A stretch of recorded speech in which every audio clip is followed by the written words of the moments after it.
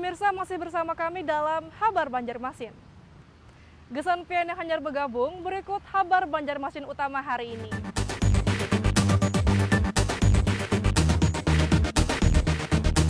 Dua pelaku begal sadis yang beraksi pada 9 November 2020 lalu di kota Plehari, Kabupaten Tanah Laut, akhirnya berhasil ditangkap. Salah satu pelaku sempat kabur ke Jawa Timur dan terpaksa dihadiahi timah panas karena melawan petugas saat ditangkap.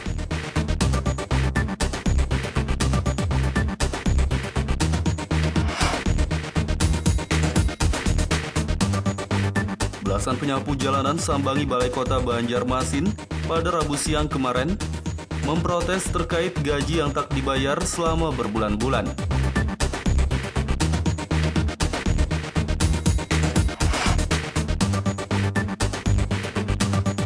Hujan deras disertai angin kencang mengakibatkan pohon tumbang di sejumlah kawasan di Kabupaten Hulu Sungai Selatan.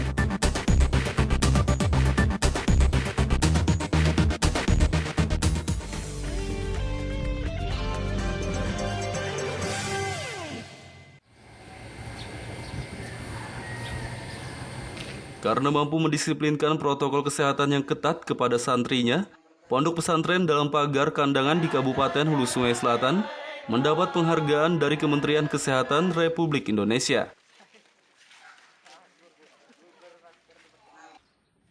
Semua santri di Pondok Pesantren dalam pagar kandangan Kabupaten Hulu Sungai Selatan ini diwajibkan mentaati protokol kesehatan yang ketat. Sebelum masuk, para santri di rapid test terlebih dahulu oleh tim kesehatan. Jika hasilnya non-reaktif, santri langsung boleh tinggal. Sementara bagi yang reaktif, diminta karantina mandiri di rumah selama 14 hari. Sedangkan untuk mencegah penularan COVID-19 di area pondok pesantren, santri diwajibkan menjaga jarak, menggunakan masker, dan rajin mencuci tangan. Karena mampu mendisiplinkan protokol kesehatan kepada santrinya, pondok pesantren ini mendapat penghargaan dari Kementerian Kesehatan Republik Indonesia. Alhamdulillah, pondok pesantren kami mendapatkan penghargaan, yaitu pondok pesantren yang dapat membantu dan ikut membantu dalam menerapkan protokol kesehatan di masa pandemi COVID-19 ini.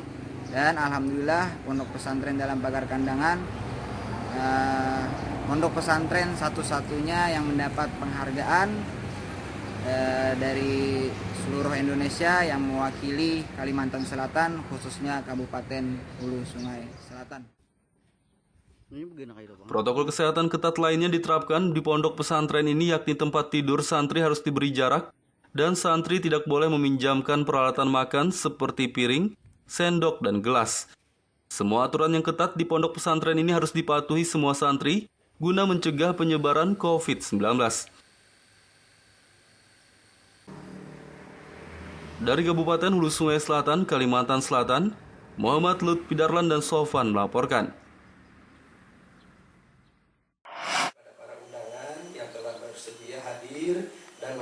Sebanyak 15 kampung iklim yang tersebar di sejumlah wilayah kabupaten dan kota di Kalsel, Selasa siang lalu mendapat penghargaan dari Dinas Lingkungan Hidup Provinsi Kalimantan Selatan.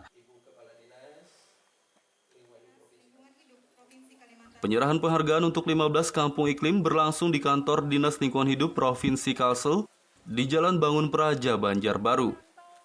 Selain mendapat penghargaan, kampung iklim juga diberi bantuan kendaraan roda 3.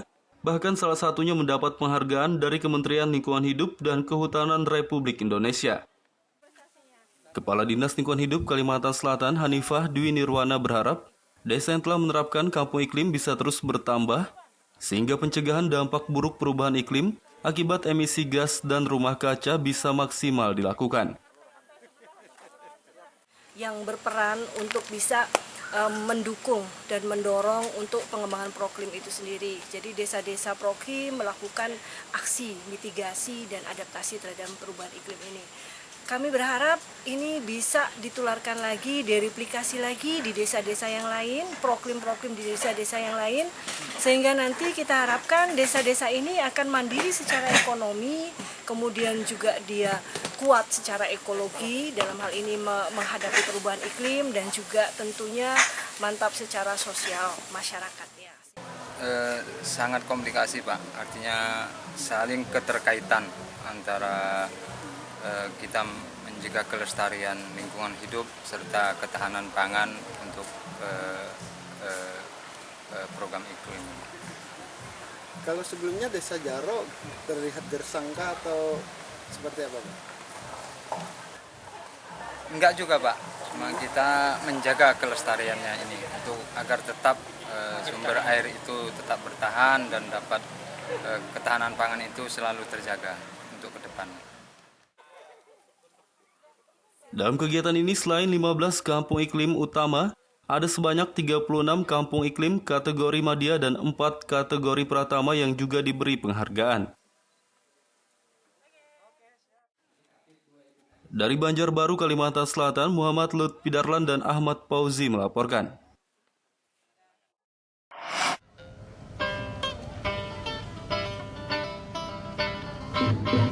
Salah satu alat musik tradisional masyarakat Banjar yang kini sudah jarang terlihat yakni kuriding.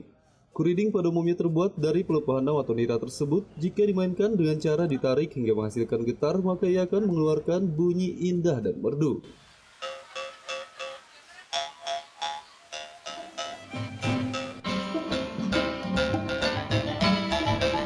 Lewat tangan Muklis Maman atau yang lebih dikenal Julak Larau ini, keberadaan kuriding atau alat musik tradisional khas Banjar tersebut akan kembali dipopulerkan.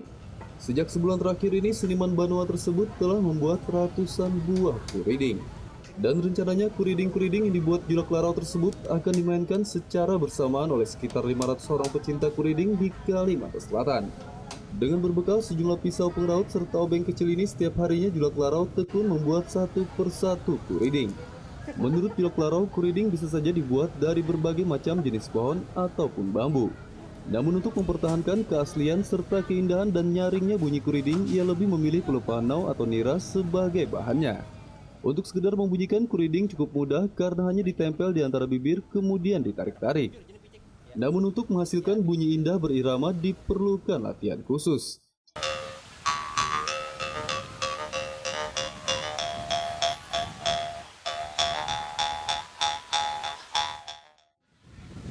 Kita pernah kehilangan dua generasi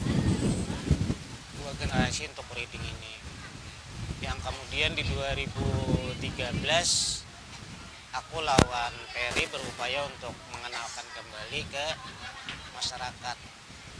Jadi dari 2013 sampai hari ini ya alhamdulillah sudah ada yang mengenali kembali, ada yang bisa memainkan.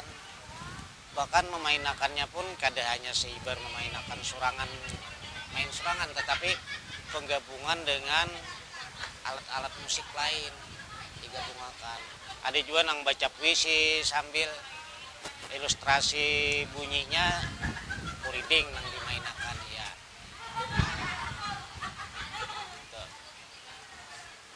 Jadi ya mau kada mau kita karena sudah kita kenalkan lagi dan komitmen bahwa jangan sampai ada hal-hal yang secara tradisi di wadah kita ada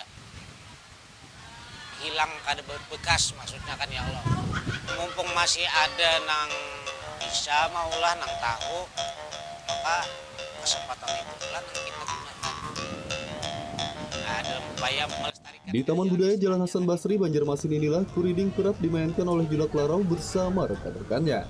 Seakan-akan terasa berada di suasana pegunungan atau persawahan jika mendengarkan Julak Larau dengan apik memainkan kuriding. Ternyata kuriding juga sangat enak didengar jika dimainkan bersamaan dengan alat musik lainnya seperti gitar, biola, ataupun alat musik modern lainnya. Beralih ke masa lalu dalam kehidupan sosial dan budaya orang Banjar, kuriding memiliki fungsi guna yang cukup beragam, yakni sebagai alat untuk pelipur lara di kala sepi dan melepas lelah usai bekerja di kebun, sawah, ataupun hutan. Ada pula kuriding sebagai alat untuk mengingatkan mereka akan leluhur dan sebagai media yang disakralkan. Sayangnya kini kuriding sudah sangat jarang dijumpai apalagi memainkannya kecuali mereka yang masih peduli dengan budaya dan tradisi. Agar kuriding tidak punah begitu saja, saat ini Julak Larau beserta penggiat seni di Taman Budaya Kalsel lainnya berupaya menggunakan kuriding dalam beberapa pementasan, baik itu pementasan musik, sastra maupun teater. Selain itu, Jilak Laro juga tak segan mengajari anak-anak pelajar yang kebetulan berkunjung ke Taman Budaya Kalsel untuk memainkan kuriding yang menghasilkan bunyi indah dan merdu tersebut. Muhammad Lutfi Darlan melaporkan dari kota Banjarmasin, Kalimantan Selatan.